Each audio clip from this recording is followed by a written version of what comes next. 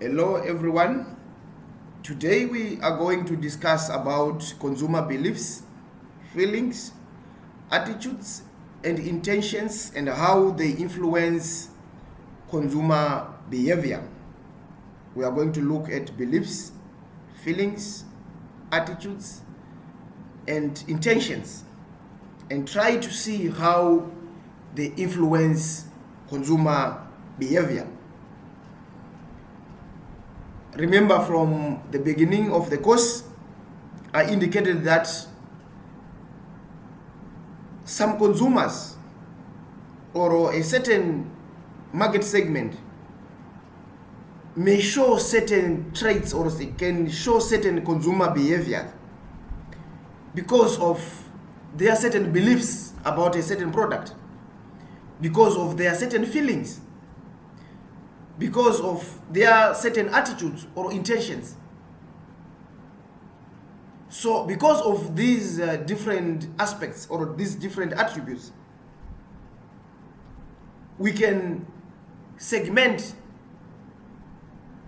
our consumers, or we can develop our products, or we can develop our marketing messages based on these different attributes.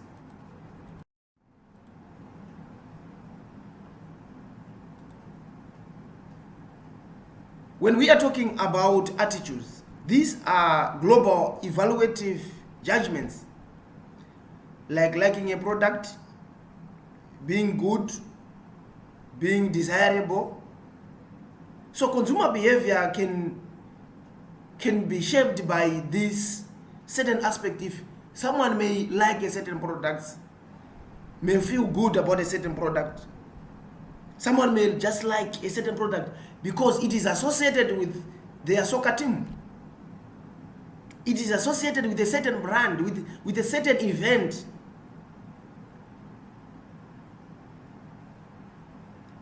Then we have got beliefs. After finishing this lecture, you believe that it was informative. You may believe that it was not informative. You may also have got some certain beliefs which may come most probably after you consume a certain product. And by that we are talking about post-purchase behavior. You remember on our, when we talked about the consumer decision-making process. There are certain beliefs which can come after you search for information about a certain product. And we are saying these beliefs can shape consumer behavior. Intentions. What do you intend to do with the product may influence consumer behavior. Feelings. The mood you are currently in, or a reaction. Let me discuss a little bit about issues to do with the feelings, the mood.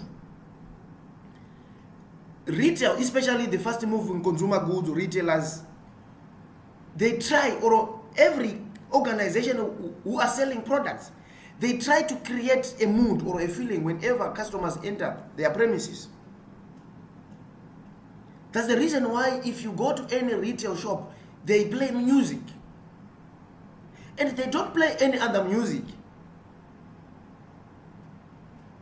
because they want to create a mood or a feeling so that consumers may purchase certain products.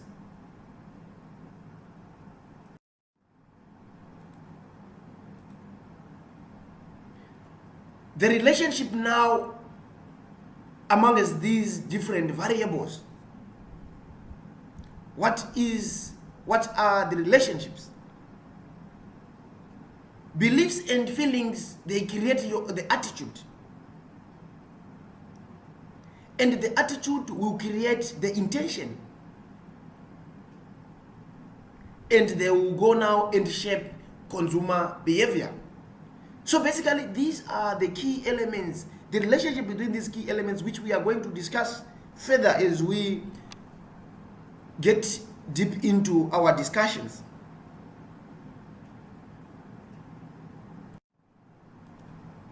Let's now look into consumer beliefs. Beliefs are the knowledge and inference that a consumer knows about a product and the possible benefits derived from using a product or a brand. What does the consumer know about our product? What does a consumer know about our brand? Meaning to say that as marketers, we always need to have to shape these beliefs to be positive. Our brand needs to be associated with something which is positive. And we are saying that beliefs emerge from cognitive learning.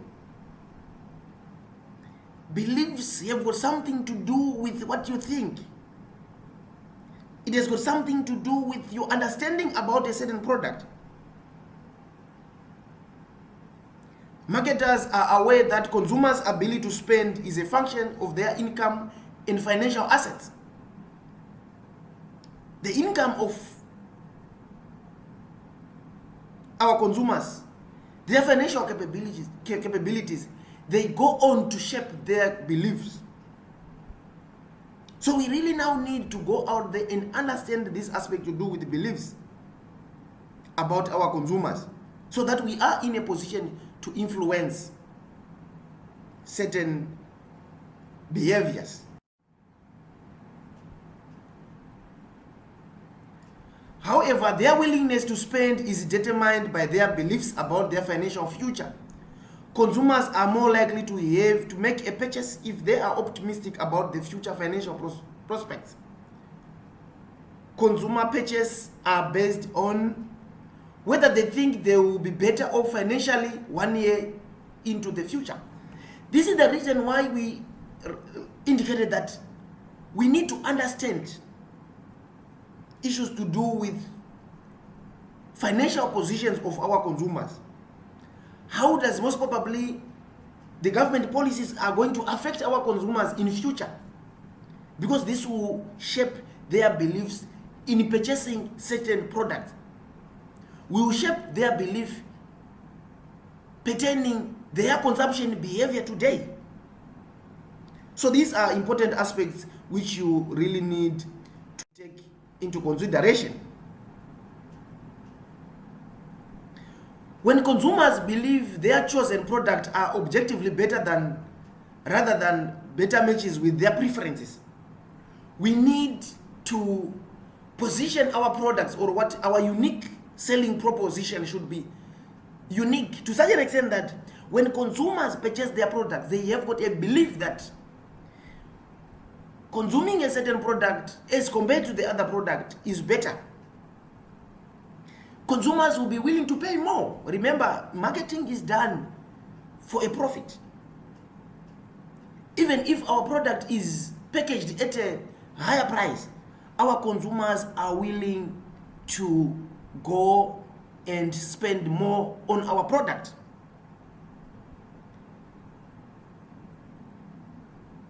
Self-reference less when explaining their choices. They need less self-referencing when you are explaining about the benefits about a certain product. They are more likely to make transitive inference from choices across other consumers. When we are in a position to shape the beliefs of our consumers, they are in a position to make these inferences whenever they want to purchase the products. Beliefs about brand distinctiveness. Beliefs about brand distinctiveness. Your product or your brands needs to be distinct, or they need to be unique. Consumer beliefs create a brand unique selling proposition. This is the desirability of products having something unique to offer to its consumers. It can be better experience or superior customer experience. We are always, as marketers, we are always out there to create a good customer experience. Beliefs about a brand can be due to offering something intangible as offering the right social image. When we are talking about experience, we are not only talking about something which is tangible. Some products are associated with certain status. Some products are associated with certain personalities.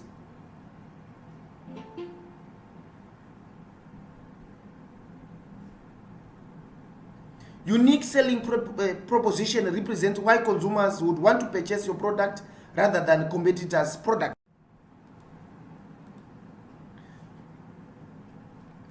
Marketers' communication with consumers should spell out the unique selling proposition. Marketers should craft comparative advertising messages that describes the brand superiority. Brands are considered undifferentiated from their competitors' face challenges in attracting and retaining customers. Marketers need to create brands which stand out, which are unique. Brands which are differentiated from the competitors. Brands which stand out because of certain attributes which are associated with them. When brands are seen as undifferentiated from its competitors, consumers have little reason to prefer it than the other. Without distinctiveness, consumer loyalty becomes unlikely. The most important aspect which you need to understand about consumer loyalty is when consumers are loyal, they move from customers to be clients. They become ambassadors of our products. And consumers are also willing to spend more.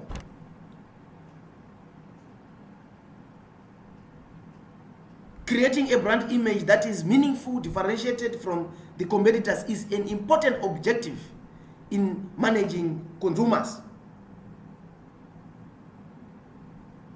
This is a very important aspect which you really need to take into consideration.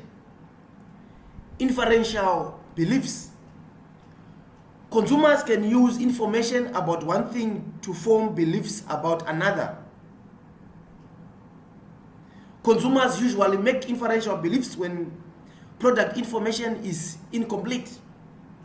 Consumers can interpret certain product attributes as a signal of product quality, like price. Consumers usually associate high price with high quality, low price with poor quality. So all these things also shape beliefs. Partially comparative pricing is when a retailer features price comparison for some products but not the product it carries. They can, when they display their products, they may actually offer the what we call the price comparisons. Retailers often put shelf tag on most expensive products charged by a competitor for a particular product. They usually display the price tags which are higher, so that consumers will then make inferentials. Most probably they were associated with a certain quality aspect. Product packaging.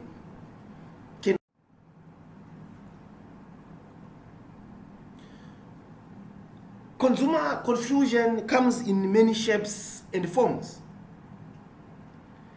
Confusion can also come from conflicting knowledge and information, can come from insufficient information, can come from mistaken identity. Changes in product's image position may leave consumers confused until the old image gives way to the new one. Marketers need to be aware of consumer confusion, and they need to make sure that the information which is available, be it online, be it on the product packaging, be it in any other means which the product is being marketed, it is sufficient enough so that it will not create consumer confusion.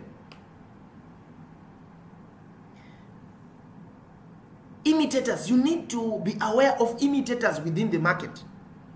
Products which may look similar to you, most probably in the name, or in the packaging, or in the color, or in the shape.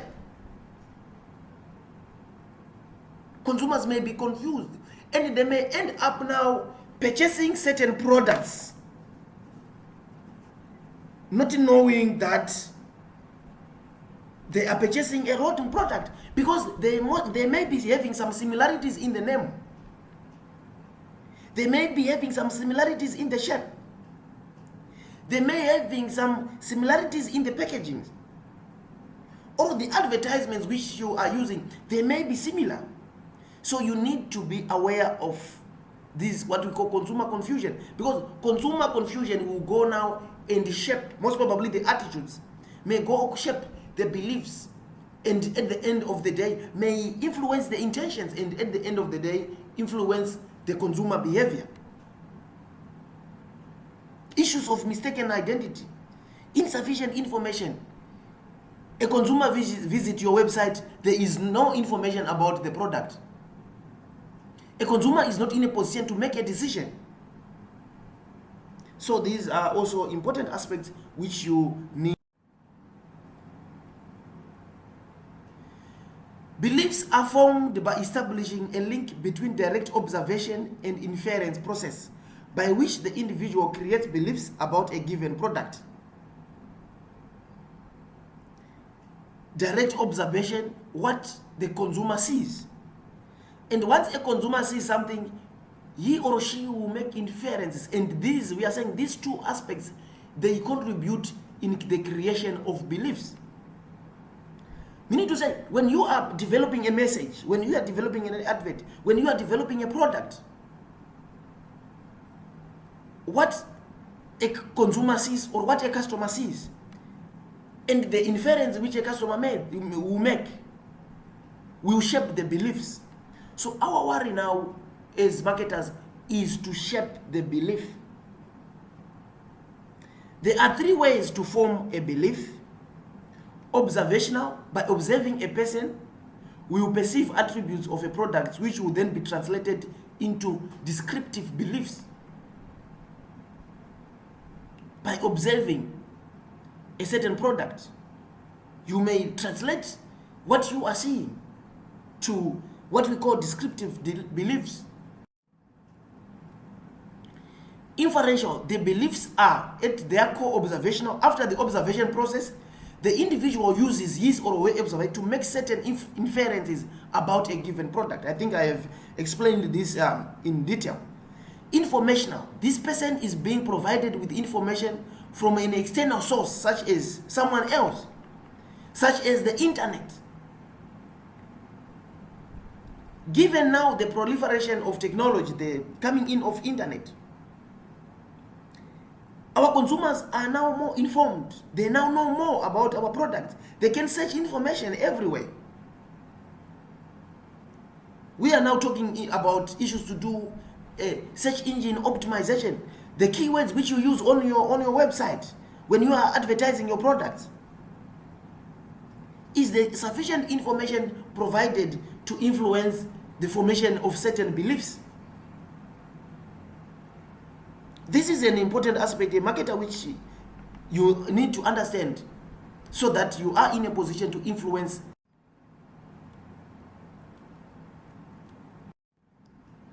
Consumers may experience certain feelings during shopping that may affect their feelings during their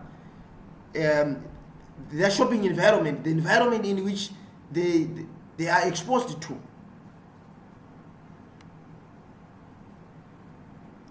Product consumption may trigger certain feelings that it determine post-consumption attitudes. This is the link now between feelings will now lead to a certain attitude towards a brand. Feeling as part of advertising experience. Some advertisements may invoke some emotional response on the part of the viewers. Advertise may amuse us or make us laugh. Advertisements may invoke a warm or a fuzzy feeling inside. advertisements may move us in ways usually reserved for reality. So we really need now to understand how our advertising are influencing, how our advertisers are influencing behaviors, certain attitudes. Not all feelings experienced during advertising are positive. Some feelings may be negative. So you really need to take all this into consideration. Sometimes advertisements may annoy us, especially when they are repetition of advertisements. Some advertisements may annoy people. Certain segments of the population can be annoyed by sexually themed advertisements. Advertisements that elicit negative feelings may cause consumers to hold less favorable product attitudes. You now see now the relationship now between the product and certain attitudes. You need to understand these things as a marketer. Marketers benefit by placing advertisements that evoke positive moods while avoid those that depress consumer moods. Our advertisements need to create a feeling which is positive. Feeling is part of shopping experience. Retail environments differ in the types of feelings they may elicit from consumers during the shopping experience. Many retail environments are rather plain and ordinary. Little effort is put to influence consumer behavior during your shopping experience. Some retail environments are much worse than environment. We are going to discuss about these issues to do with the environment of retail shops after the presentation. Environment invoke three primary types of emotions: response, pleasure, arousal, and dominance. Certain environments may create a certain type of pleasure, may arouse a certain type of feeling. A customer can feel the dominance. The customers will feel that they may want most probably to buy more, to spend more on a certain product. Pleasure represents positive feelings. Arousal reflects the feeling of excitement and stimulation. Dominance indicates feeling of being in control. Consumers need to feel in control because remember, consumers are going to make a purchasing decisions. And when they are making these purchasing decisions, they want to have that dominance. They want to feel excited. They want to feel stimulated. There are three basic responses that determine how an individual acts in an environment. It's either an individual who will stay or will live in a certain environment. Is the environment bringing in any leisure, any pleasure? So you realize that certain consumers will go and purchase a certain product in a certain shop because of the environment. Let's now look at feelings as part of consumption experience. Feelings can come in the form of frustration and regret. Feelings have the potential to be part of virtually all consumption experiences.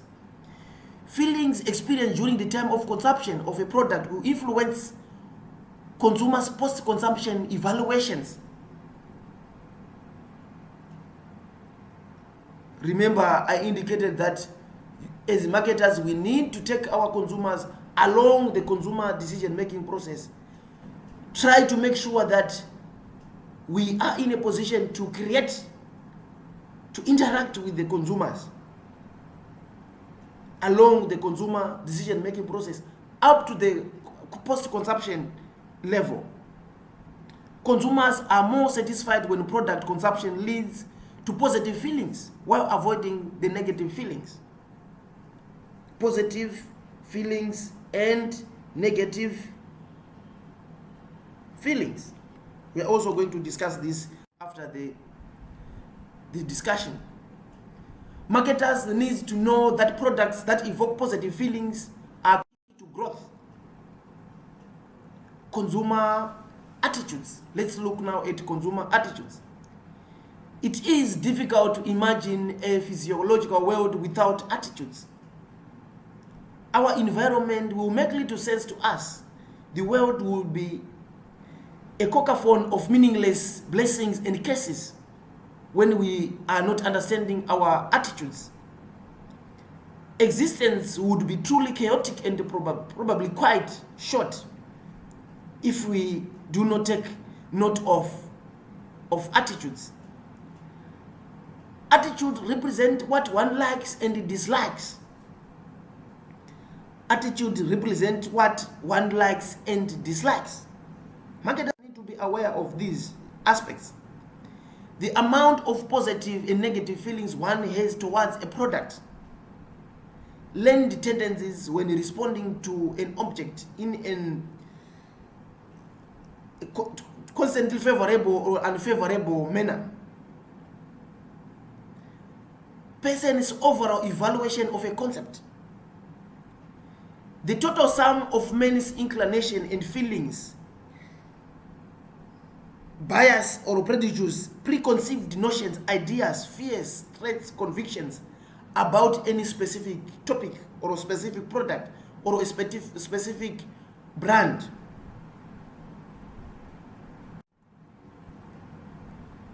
If I ask you whether you like or dislike my product, if you have a favorable or unfavorable opinion of a product, if your product is the best, I'm asking you to tell about your attitude towards a product. Attitude influence consumers' purchase and consumption intentions. Marketers are interested in knowing consumer attitudes. Whether our consumers like or dislike our product and the reasons thereof. Attitudes, properties. Attitudes vary along several dimensions or properties. Fundamental properties are their valence or extremity. Valence from value and the extremity. To what extent does the product will go and satisfy a certain need? Attitude valence refers to whether the attitude is positive, negative, or neutral. What value does consuming a certain product have? Is it a positive? Is it a negative? Or is it neutral? What is the experience? Refers to the intensity of liking or disliking. To what extent do you like a certain product? Attitude resistance is the degree to which an attitude is immune to change. A certain attitude may be immune to certain changes. Attitude confidence represents a person's belief that he or his attitude is correct. All these aspects may go on and influence a certain consumer intentions. The most important aspect in marketing is to predict consumer intentions. Marketers need to answer the following questions. How much of my product needs to be produced to meet demand? How much demand will be there for the new product? Marketers who understand demand who underestimate demand miss their opportunity for growth. Research shows that new product failure rate is 90% due to the failure of the marketer to answer the above questions. Beyond what consumers buy, marketers need to predict where they will buy, when they will buy, and how they will buy the product. The consumer service departments need to determine the number of personnel for handling consumer inquiries and complaints. An alternative approach of predicting consumer is to carry out a consumer intentions. Predicting the consumer is to carry out a survey. The survey should come up with spending intentions. Spending intentions reflect how much money consumers think they will spend. Surveys can also predict purchase intentions. When do these customers intend to buy? How much do they intend to spend? Maybe you are trying to predict the intentions in December during Christmas. How much are our consumers preparing to spend in Christmas? Purchase intentions indicates whether consumers anticipate buying the same product or brand again. Repeat purchase, which is also an important aspect in marketing. We need to make sure that the experience which our consumers get is favorable, so that we do have repeat purchases. Shopping intentions capture where consumers plan on making their product purchase. Survey can also predict intentions, where consumers' intentions can engage in external search.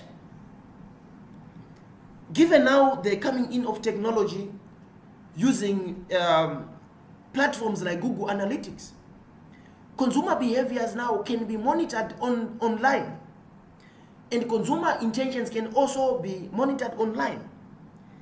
And you can develop your advertisements, you can do your targeting based on the online consumer behavior, which you see on daily basis using Google Analytics platform.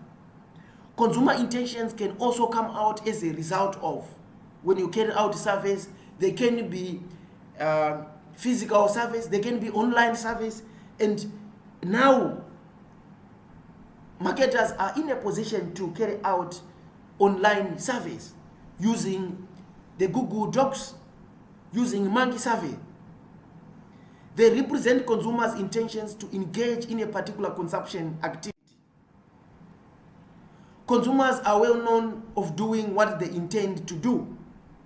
Predictions of elections is also an example of predictions. Constraints on the predictive power of intentions. Intentions are a significant predictor of behavior. They may be far away from the perfect behavior. You need to be aware that if you kept your New Year resolutions, because we are saying your New Year resolutions were your intentions. Did you manage to keep to your New Year resolutions? Meaning to say, the predictions may not be correct, or your intentions which you had in January may now be different.